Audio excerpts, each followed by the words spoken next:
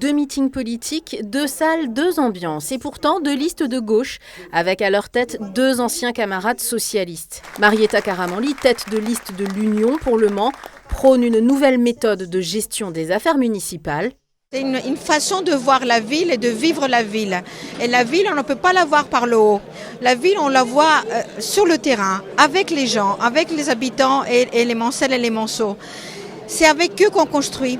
Tous les membres de cette liste ayant pris la parole avant elle, ou presque, auront exprimé leur mécontentement à l'encontre du maire actuel, d'anciens élus, de la majorité, mais aussi de jeunes recrues comme Imen, issus d'un quartier populaire du Mans. La mairie n'aide rien, ni du côté des personnes qui se précarisent, ni du côté des associations qui vous le diront toutes. Elle n'arrive pas à avoir le maire, clairement, et nous, on veut que toutes ces forces vives, toutes ces bonnes volontés, elles trouvent en une municipalité un soutien et un accompagnement.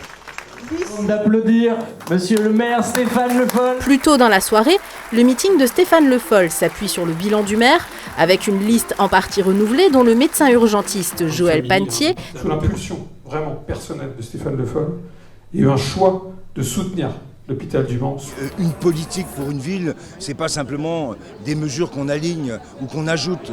C'est cette capacité à être en mesure de se projeter, je l'ai dit, dans l'avenir, de le préparer, de l'anticiper et puis en même temps de gérer tous les problèmes du quotidien. Donc ça nécessite à la fois de l'organisation mais beaucoup d'énergie.